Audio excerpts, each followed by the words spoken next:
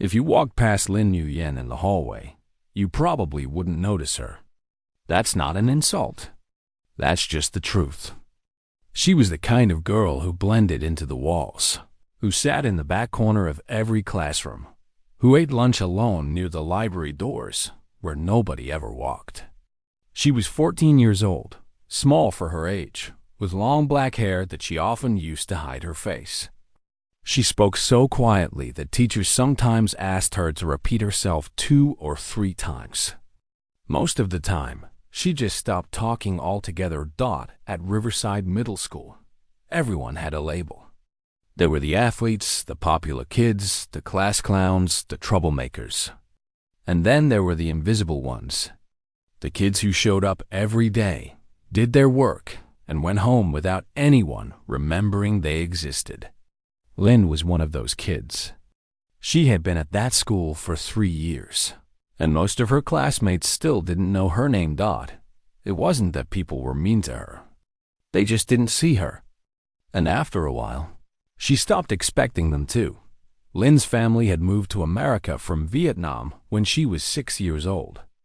She still remembered bits and pieces of that journey. The long flight, the strange food, the cold weather that made her bones hurt.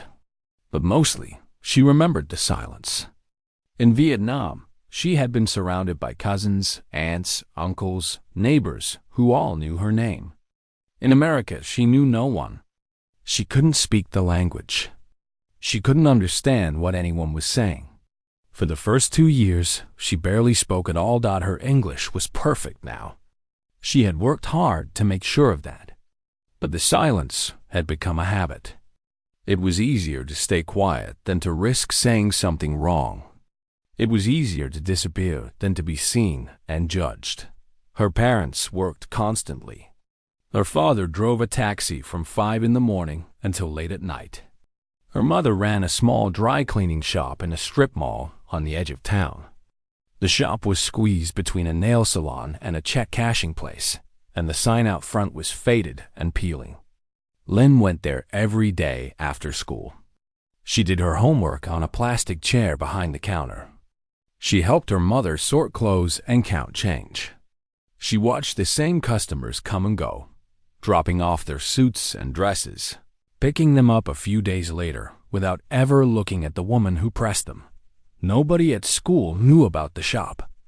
Lin never talked about it. She didn't want anyone to see how small her life was. She didn't want anyone to feel sorry for her. The apartment where they lived was small too. 2 bedrooms, 1 bathroom, a kitchen with a stove that didn't work properly. The walls were thin, and she could hear the neighbors arguing at night. The carpet was old and stained in places that no amount of cleaning could fix. But it was home. It was theirs.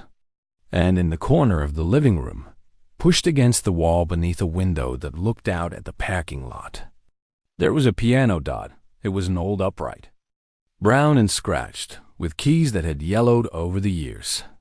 Her father had found it on the side of the road 3 years ago, left there by someone who didn't want it anymore. He had borrowed a truck from a friend and brought it home as a surprise. It took 4 men to carry it up the stairs. Her mother had cried when she saw it, not because she was happy, but because she knew what it meant. The piano had belonged to Lin's grandmother. Not this exact one, of course, but the memory of one. Back in Vietnam, her grandmother had been a pianist. Not famous, not wealthy, but talented in a way that made people stop and listen. She had studied at a conservatory in Hanoi before the war changed everything. She had played at weddings and funerals and small gatherings in people's homes. And when Lin was just 4 years old, her grandmother had started teaching her. They didn't have a real piano back then. They couldn't afford one. So her grandmother had done something that Lin would never forget. She had taken a large piece of cardboard, drawn 88 keys on it in black and white ink, and placed it on the kitchen table. Every day, Lin would sit in front of that cardboard piano and practice. She would press her fingers against the paper and imagine the sounds. Her grandmother would sit beside her, humming the notes, correcting her posture, teaching her to feel the music even when she couldn't hear it. It sounds crazy. A child learning piano on a piece of cardboard. But that's how it started. That's where the love came from. When the family moved to America, Lynn's grandmother stayed behind. She was too old to make the journey, she said. Too tired. She promised she would come later when things were settled. But later never came. She passed away 2 years after they left, alone in the same house where she had taught Lynn to play. Lynn was 8 years old when she got the news. She didn't cry at first. She didn't know how to. It wasn't until that night, when she sat in front of the old piano her father had brought home, that the tears finally came. She played for hours. She played everything her grandmother had taught her, every song she could remember. And when she ran out of songs, she made up her own. From that day on, the piano became her secret world. She played every night after her parents went to bed. She played when she was sad. She played when she was angry. She played when she felt so invisible that she wondered if she was even real. The music made her feel alive. It made her feel like she mattered, even if no one else knew. She taught herself new pieces from YouTube videos. She studied recordings of famous pianists, slowing them down, replaying them over and over until she could copy every note. She learned Chopin and Debussy and Beethoven. She learned jazz and blues and movie soundtracks. She practiced until her fingers hurt, until her back ached from sitting so long, until her mother had to come out and tell her to go to sleep. But she never told anyone. Not her classmates. Not her teachers. Not anyone. Because what would she even say? She was the quiet girl who worked at her mother's dry cleaning shop. She was the girl who ate lunch alone. She was nobody. And nobody wanted to hear what a nobody had to play. Then one afternoon, everything changed. It was a Tuesday in early March. The school had just announced its annual spring talent show. Posters went up in the hallways. Kids started buzzing with excitement. Everyone was talking about what they were going to do. The popular girls were planning a dance routine. A boy from the 8th grade was going to do a comedy act. Someone else was forming a band. Lynn walked past those posters without stopping. The talent show wasn't for people like her. It was for the loud ones, the confident ones, the ones who wanted to be seen. She had spent her whole life trying not to be seen. Why would she change that now? But there was one person who had other ideas. And that person was about to change Lynn's life forever. Mrs. Dow had been teaching music at Riverside Middle School for almost 20 years. She was a small woman in her late 50s, with gray streaks in her hair and reading glasses that always hung from a chain around her neck. She had seen hundreds of students come and go. She had watched kids who couldn't carry a tune become decent singers. She had seen shy children find their confidence through music. But in all her years of teaching, she had never heard anything quite like what she heard that Tuesday afternoon. It was around 4 o'clock. The school was mostly empty. Most of the teachers had gone home. The hallways were quiet except for the distant sound of the basketball team practicing in the gym. Mrs. Dow was in her classroom, grading papers and getting ready to leave, when she heard something that made her stop. Piano music.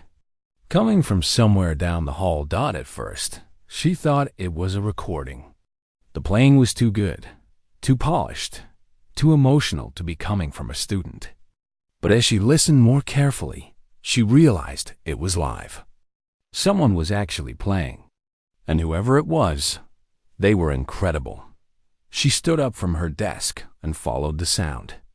It led her down the hallway, past the empty classrooms, past the janitor's closet, all the way to the old music practice room at the end of the building. The door was slightly open. She pushed it gently and looked inside. There, sitting at the old upright piano that nobody ever used, was Lin Nguyen. Mrs. Dow recognized her immediately. She was in her third period class, The quiet girl who sat in the back and never raised her hand. The girl who always looked like she was somewhere else. Lost in her own thoughts, Mrs. Dow had tried to engage her a few times. Asked her about her musical interests, but Lynn always gave short answers and looked away. She had assumed the girl just wasn't interested in music. She had been wrong. Lynn was playing with her eyes closed, her body swaying slightly with the rhythm. Her fingers moved across the keys like they had a life of their own. The piece was complex, filled with runs and arpeggios and emotional shifts that would challenge even an advanced player. But Lynn made it look effortless. She played like she was breathing, like the music was coming from somewhere deep inside her that she couldn't control. Mrs. Dow stood in the doorway for a long time, afraid to move, afraid to make a sound. She didn't want to interrupt. She didn't want to break whatever spell had taken over this quiet girl. So she just listened. And as she listened, she felt tears forming in her eyes. When the piece finally ended, Lynn sat still for a moment, her hands resting on the keys. Then she opened her eyes and saw Mrs. Dow standing there. Her face went pale. She looked like a deer caught in headlights. "I'm sorry," Lynn said quickly, already standing up. "I didn't mean to stay so late. I'll leave now." "Wait," Mrs. Dow said, stepping into the room. "Please, don't go." Lynn froze. She looked terrified, like she had been caught doing something wrong. Her hands were shaking. "How long have you been playing?" Mrs. Dow asked softly. Lynn hesitated. "Since I was 4. Who taught you?" "My grandmother. She passed away a few years ago." Mrs. Dow nodded slowly. She pulled up a chair and sat down across from Lynn. "That piece you were playing, do you know what it's called?" Lynn nodded. "Chopin. Ballade number 1 in G minor." Mrs. Dow let out a small breath. That piece was famous for being one of the most difficult piano compositions ever written. Professional pianists spent years mastering it. And here was a 14-year-old girl playing it alone in an empty practice room like it was nothing. "Where did you learn it?" Mrs. Dow asked. "YouTube," Lynn said quietly. "I watch videos. I slow them down and practice until I get it right." "You taught yourself?" Lynn nodded again. She still looked scared, like she wanted to run away. But there was something else in her eyes too. Something that looked almost like relief. Like she had been carrying a secret for so long that finally letting someone see, it felt like putting down a heavy weight. Mrs. Dow leaned forward. "Lynn, why haven't you ever told anyone about this? Why haven't you joined the school band or the choir or signed up for any music programs?" Lynn looked down at her hands. "I don't know. I didn't think anyone would care." "Didn't think anyone would care?" Mrs. Dow repeated. She shook her head in disbelief. "Lynn, what you just played, that was extraordinary. I've been teaching music for 20 years, and I have never heard a student play like that." Not once. Lynn didn't say anything. She just sat there, staring at the floor, her cheeks turning red. "The spring talent show is coming up," Mrs. Dow said. "I think you should enter." Lynn's head shot up. Her eyes went wide with fear. "No, I can't do that. Why not?" "Because I've never played in front of anyone before." "Not really. Just my parents sometimes, but that's different. I can't get up on a stage in front of the whole school. I can't." Mrs. Dow studied her for a moment. She could see the fear written all over the girl's face. This wasn't just shyness. This was something deeper. Years of feeling invisible. Years of believing she didn't matter. You couldn't undo that with a simple pep talk. "Can I ask you something?" Mrs. Dow said gently. "When you play, how does it make you feel?" Lynn was quiet for a long time. When she finally spoke, her voice was barely above a whisper. "It makes me feel like I exist." Mrs. Dow felt her heart break a little. She understood now. Music wasn't just a hobby for this girl. It was her lifeline. It was the one place where she felt real. "Your grandmother," Mrs. Dow said. "Was she a performer?" Lynn nodded. "She used to play for people back in Vietnam. Weddings and parties and things like that. She always said she wished she could have played on a real stage. A big one, with lights and an audience. But she never got the chance." "Did she ever talk to you about performing?" Lynn's eyes grew wet. She blinked hard, trying to hold back tears. "She used to tell me that one day I would play for the world, that I would do what she never could. She said I had a gift, that I had to share it. And you never have?" Lynn shook her head. "I was scared. I'm still scared." Mrs. Dow reached out and placed a hand on Lynn's arm. "I understand. Believe me, I do. I do. But sometimes the things that scare us the most are the things we need to do. Your grandmother gave you something beautiful. She gave you this music. And I think, deep down, you know she would want you to share it." Lynn wiped her eyes with the back of her hand. She didn't say anything, but Mrs. Dow could see something shifting in her expression. A crack in the wall she had built around herself. "I'm not going to force you," Mrs. Dow said. "It has to be your choice. But I want you to think about it. The sign-up sheet will be on the bulletin board outside the main office until Friday. If you decide you want to do this, just write your name down. That's all. One small step." Lynn nodded slowly. She picked up her backpack and headed for the door. But before she left, she turned around one last time. "Mrs. Dow?" "Yes, thank you for listening." Mrs. Dow smiled. "Thank you for playing." That night, Lynn sat at her piano at home for hours. She played the Chopin piece over and over again. She thought about her grandmother. She thought about the cardboard keys.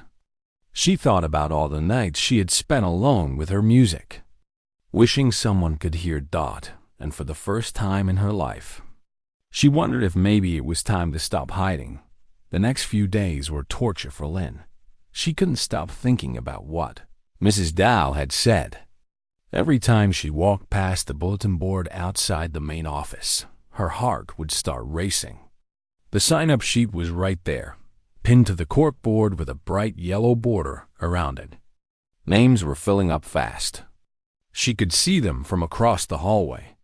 Dance groups, singers, a magic act, a comedy routine.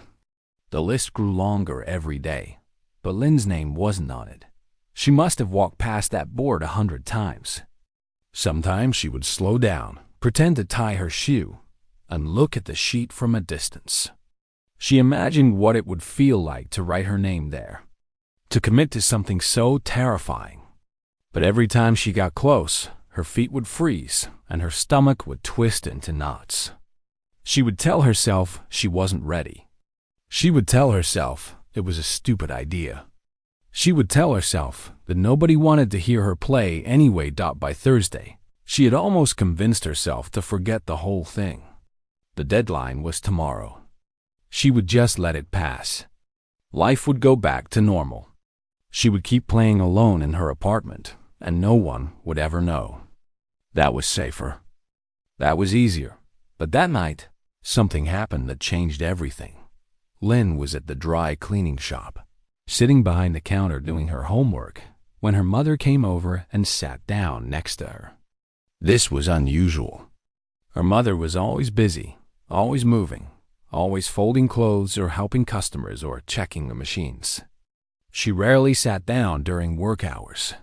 "I got a phone call today," her mother said in Vietnamese. They always spoke Vietnamese at home and at the shop. It was their private language, the one that connected them to everything they had left behind. Lynn looked up from her textbook. "From who?" "From your music teacher, Mrs. Dow." Lynn's heart dropped. She felt her face go hot. What did she say? Her mother was quiet for a moment. She had a strange look on her face. Not angry, not disappointed. Something else. Something Lynn couldn't quite read. She told me about what happened on Tuesday, her mother said. She told me she heard you playing. She said you were incredible. Lynn didn't know what to say. She stared at her hands, at the pencil she was holding, at anything except her mother's face. Why didn't you tell me you could play like that? Her mother asked. Her voice was soft, but there was hurt in it. I knew you practiced.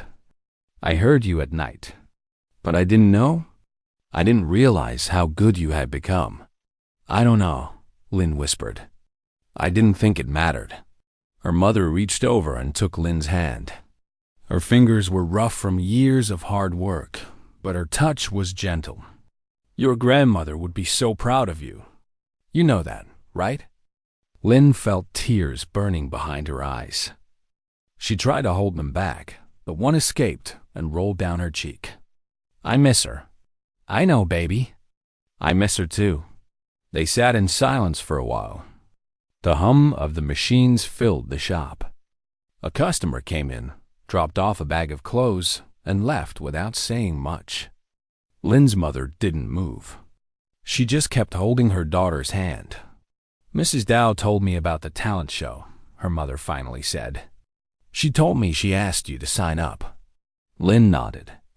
I can't do it, Mom. I'm too scared. Scared of what? Everything. What if I mess up? What if everyone laughs at me? What if I get on that stage and I freeze and I can't play and everyone just stares at me? Her mother squeezed her hand tighter. Do you remember what your grandmother used to say about fear? Lynn shook her head. She used to say that fear is just excitement wearing a mask. She said the same feeling that makes your hands shake and your heart race before something scary is the same feeling you get before something wonderful. The only difference is what you tell yourself it means. Lynn wiped her eyes. She never got to perform on a real stage. She always wanted to, but she never did. That's right, her mother said. The war took that away from her. She spent her whole life dreaming of what could have been. And when you were born, when she saw how you took to the piano, she told me something I never forgot. She said you were her second chance. She said you would do all the things she couldn't. Lynn felt the tears coming faster now. She didn't try to stop them. I'm not telling you what to do, her mother continued. This is your choice. But I want you to think about something. Your grandmother gave you a gift. She spent years teaching you, even when we had nothing. Even when all we had was a piece of cardboard with keys drawn on it. She believed in you more than she believed in anything. And I think, somewhere deep down, you believe in yourself too. You're just afraid to admit it. Lynn didn't sleep much that night. She lay in bed staring at the ceiling, thinking about everything her mother had said. She thought about her grandmother's hands guiding hers across those cardboard keys. She thought about the sound of her voice humming the notes. She thought about all the dreams that had died with her, all the stages she never got to stand on, all the audiences she never got to play for. And she thought about what it would mean to carry those dreams forward, to do something her grandmother never could. When morning came, Lynn got dressed for school like it was any other day. She ate breakfast with her parents. She walked to the bus stop. She rode to school in silence, her backpack on her lap, her heart beating fast. The sign-up sheet was still on the bulletin board. The deadline was at the end of the day. Most of the slots were full now. There was only a little bit of space left at the bottom. Lynn stood in front of the board for a long time. Students walked past her, rushing to class, not paying any attention. She was invisible, like always. Nobody noticed the quiet girl staring at a piece of paper. She reached into her backpack and pulled out a pen. Her hand was shaking. Her mouth was dry. Every part of her wanted to run away, to go back to being safe and unseen. But then she heard her grandmother's voice in her head, clear as day, like she was standing right beside her. You were born for this. Lynn stepped forward. She uncapped the pen, and in small, neat letters, she wrote her name at the bottom of the list. Under the column that said, type of performance, she wrote just one word, piano. She stood back and looked at what she had done.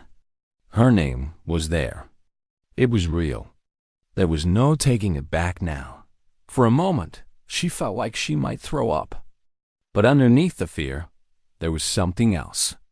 Something small and warm and unfamiliar. It took her a second to recognize it. It was hope. She had spent her whole life hiding. Hiding her talent. Hiding her dreams. Hiding herself. But she couldn't hide forever. And maybe, just maybe, it was time to let the world see who she really was. As she walked to class, she whispered something under her breath. Words meant for someone who wasn't there anymore, but who she knew was still listening. I'm going to do it, Grandma. I'm going to play for them. For you. And somewhere, somehow, she felt like her grandmother heard. The 2 weeks leading up to the talent show were the longest of Lynn's life.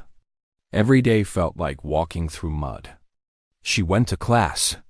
She did her homework. She helped at the dry cleaning shop. But her mind was somewhere else entirely. It was on that stage. On that piano. On the hundreds of faces that would be staring at her.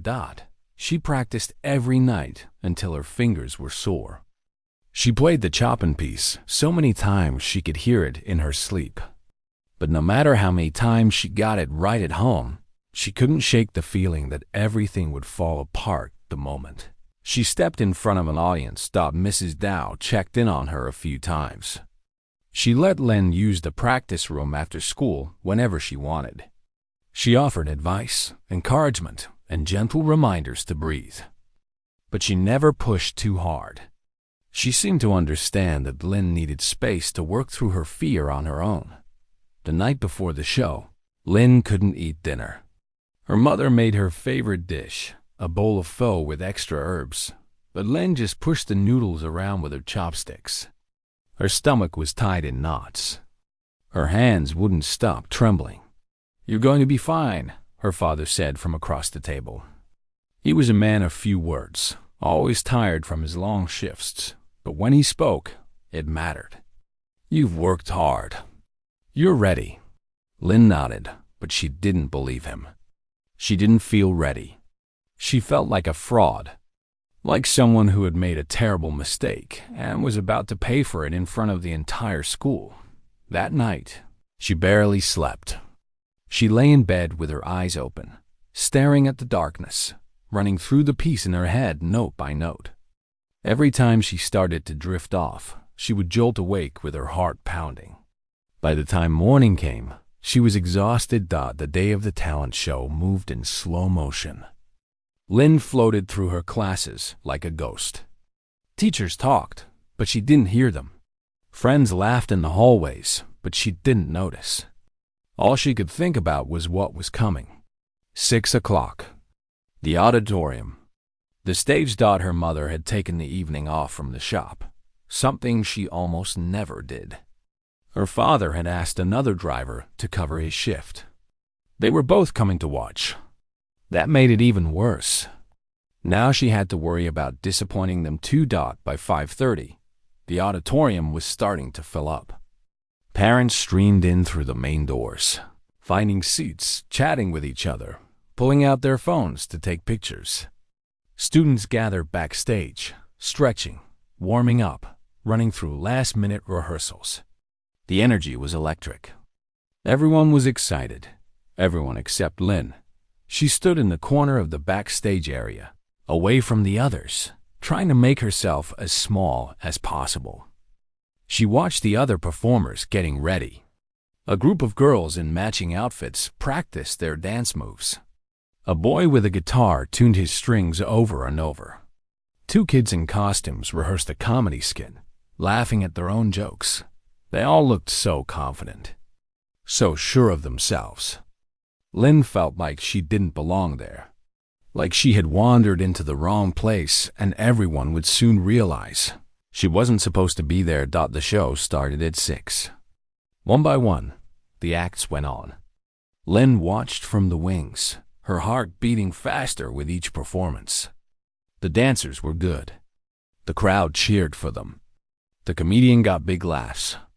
A girl sang a pop song and hit all the high notes. The audience clapped and whistled. Lynn's name was near the end of the program. With every act that finished, her turn got closer. She could feel the panic rising in her chest. Her palms were sweating. Her legs felt weak. She thought about running.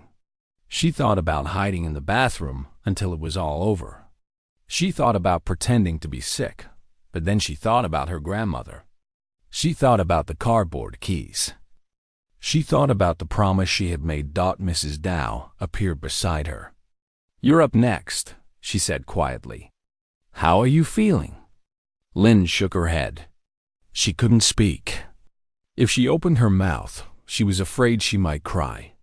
Or scream. Or both. Mrs. Dow put a hand on her shoulder. "Listen to me. Forget about the audience. Forget about the judges. Forget about everyone out there. When you sit down at that piano, I want you to close your eyes and play for one person. Just one. Play for your grandmother. That's all you have to do." Lynn looked at her with wet eyes. She nodded slowly. "You can do this," Mrs. Dow said. "I believe in you. Now go show them who you are." The act before her finished. The audience applauded. The host walked to the microphone and looked at his list. "Our next performer is Lynn Nguyen," he announced. "She'll be playing piano." There was a polite smattering of applause. Nothing special. Just the kind of clapping people do when they don't know what to expect. A few people in the audience looked at their phones. Some whispered to each other. A piano solo wasn't exactly the most exciting thing on the program. Lynn walked out from behind the curtain. Her legs felt like they were made of wood.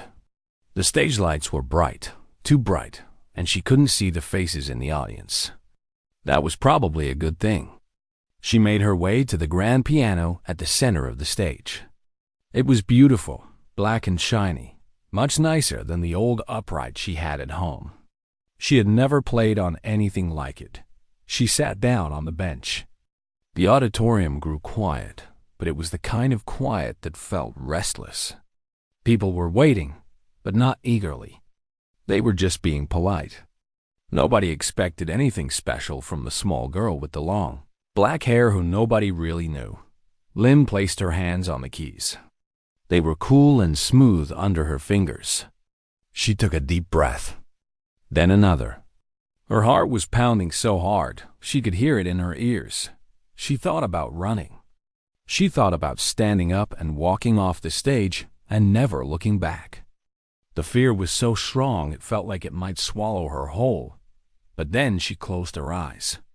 And in the darkness behind her eyelids, she saw her grandmother, sitting beside her on that old bench in their tiny apartment, smiling that warm, patient smile, humming the notes as Lynn's small fingers pressed the cardboard keys. "You were born for this." Lynn let out a slow breath. She let her shoulders drop. She let the fear wash over her and through her and out of her. And then she began to play. The first notes of Chopin's Ballade number. One floated into the air, soft, gentle, like a question being asked in the dark. The melody was simple at first, almost hesitant, like someone finding their way through an unfamiliar room. But as the piece continued, something shifted. The music grew. It swelled. It became something bigger than the girl playing it. Lynn's fingers moved across the keys with a speed and precision that seemed impossible. The notes cascaded like water, like wind, like something alive and wild and unstoppable. In the audience, heads began to lift. Phones lowered. Whispers stopped. People who had been checking the time suddenly forgot what time it was. Parents leaned forward in their seats. Students who had been bored sat up straight. Something was happening on that stage. Something none of them had expected. Something they couldn't look away from. Lynn didn't see any of it. Her eyes were still closed. She was somewhere else now. Somewhere far away from the auditorium and the lights and the watching eyes. She was in her grandmother's kitchen.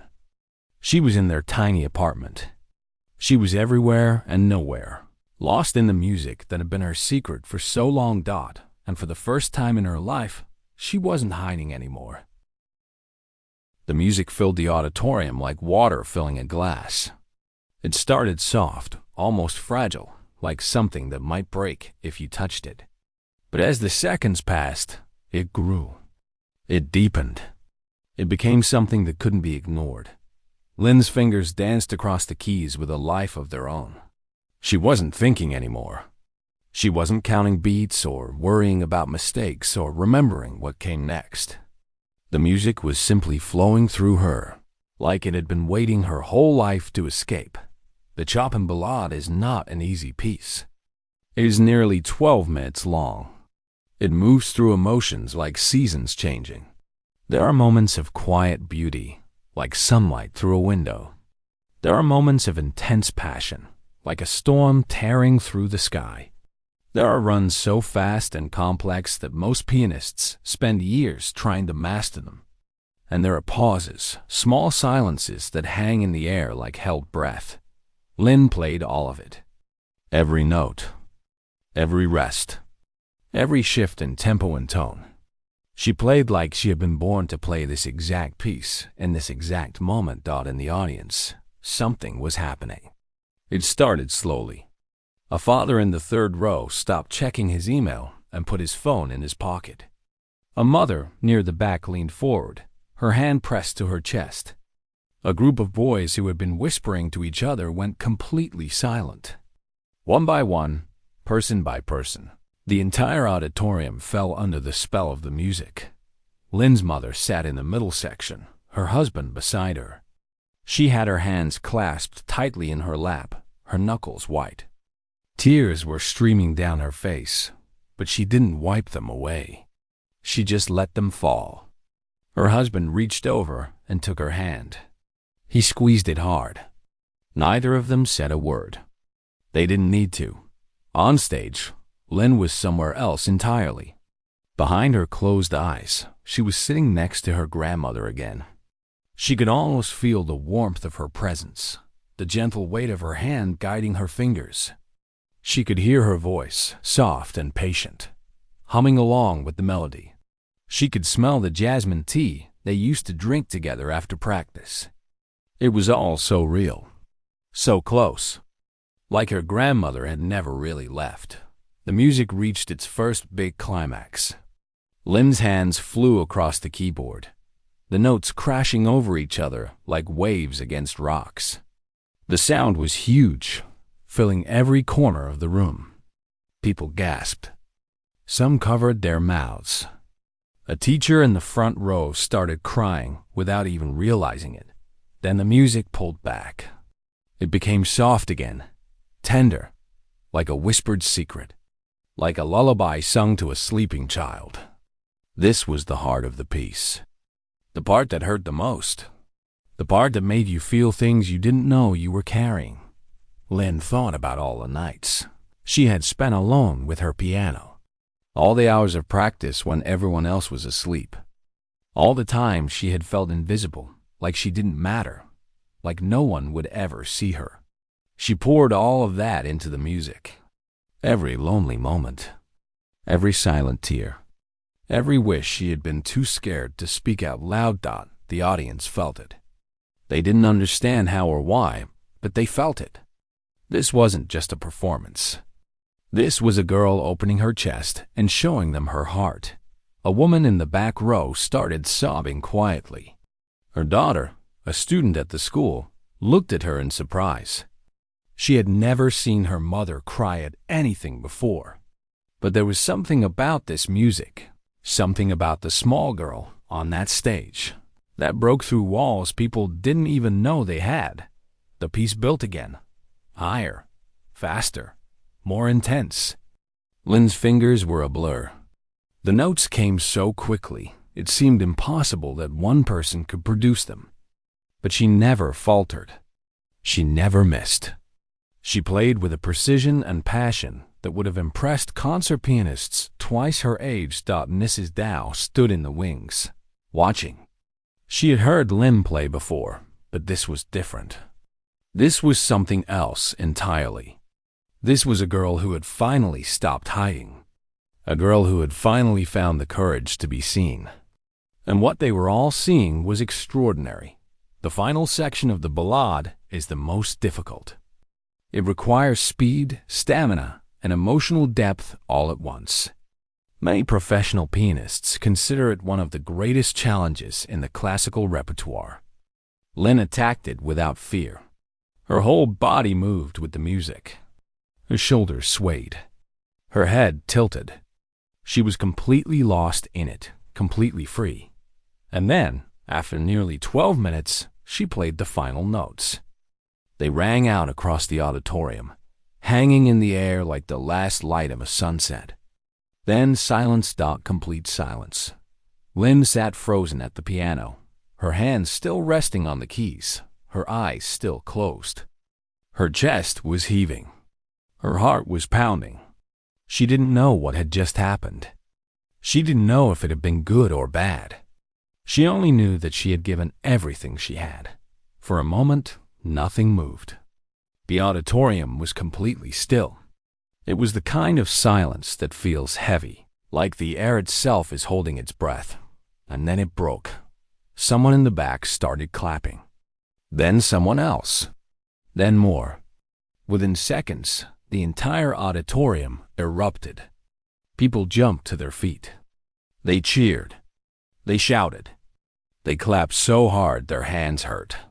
The sound was deafening, a wall of noise that crashed over the stage like a tidal wave. Lynn opened her eyes. She looked out at the crowd, confused at first, like she was waking up from a dream. She saw people standing. She saw faces she didn't recognize, all of them looking at her, all of them clapping, many of them crying. She saw her parents in the middle section, both of them on their feet, her mother's face wet with tears, her father's eyes red and shining. She didn't know what to do. She had never experienced anything like this. For so long, she had been invisible. So long, no one had seen her. And now, suddenly, everyone was looking. Everyone was cheering. For her. Mrs. Dow rushed onto the stage. She wrapped her arms around Lynn and held her tight. "You did it," she whispered. "You did it. I'm so proud of you." Lynn hugged her back, trembling. The tears she had been holding finally broke free. They poured down her face, hot and fast, and she didn't try to stop them. The applause went on and on. People wouldn't stop. They kept clapping, kept cheering, kept standing. The host tried to come back to the microphone to introduce the next act, but no one was paying attention. They were all still focused on the small girl at the piano, who had just changed everything they thought they knew about talent shows. Finally, after what felt like forever, Lynn stood up. Her legs were shaking. She took a small bow, barely more than a nod, and walked off the stage. The moment she was behind the curtain, her parents were there. Her mother pulled her into a hug so tight she could barely breathe. "Your grandmother is watching," her mother said through her tears. "She saw everything." "I know she did." Her father put his arms around both of them. He didn't say anything. He didn't need to. His presence, his strength, his pride said everything. The rest of the talent show continued, but it didn't matter. Everyone knew what they had witnessed. Everyone knew that something special had happened. The other acts performed, and they were good, but the audience was different now. They had seen something that had changed them, even if they couldn't explain how. When the results were announced at the end of the night, Lynn won first place. But honestly, the trophy didn't matter. What mattered was what had happened in those 12 minutes on stage. What mattered was that a girl who had spent her entire life feeling invisible had finally been seen. In the days that followed, everything changed. Students who had never spoken to Lynn before suddenly wanted to talk to her. Teachers who had barely noticed her started paying attention. The video of her performance, recorded on a parent's phone, was posted online and began to spread. Within a week, it had thousands of views. Within a month, it had hundreds of thousands. But Lynn didn't care about the views or the sudden attention. What she cared about was simpler than that. She cared about the feeling she had when she played. The feeling of being completely herself. The feeling of her grandmother beside her, guiding her, proud of her. She kept practicing every night. She started taking lessons with a real teacher, paid for by a scholarship the school arranged. She began to dream about music school, about concert halls, about a future she had never dared to imagine before. And every night, before she went to sleep, she would sit at her old piano in the corner of the living room. She would place her fingers on the yellowed keys, and she would play something soft, something gentle, something just for her grandmother. "Thank you," she would whisper into the quiet. "Thank you for believing in me. Thank you for teaching me. Thank you for never giving up on me, even when I wanted to give up on myself." She never got a response. Not in words. But sometimes, when the apartment was very still and the music faded into silence, she could swear she felt a hand on her shoulder. Light as air. Warm as love. There for just a moment, and then gone. Her grandmother had dreamed of playing on a real stage. She had dreamed of sharing her music with the world. She never got that chance. But her granddaughter did. And in a way, that night in the school auditorium, they had played together. 2 generations. One dream. Finally fulfilled. Lynn Nguyen was no longer the invisible girl. She was the girl who played the piano. The girl who made people cry. The girl who showed everyone that the quietest voices sometimes have the most to say. And it all started with a piece of cardboard. 88 keys drawn in black and white ink. And a grandmother who saw something special in a 4-year-old child. Sometimes the people who change the world don't announce themselves. They don't shout. They don't demand attention. They sit quietly in the corner, waiting for their moment. And when that moment comes, they don't just play a song, they play something that stays with you forever.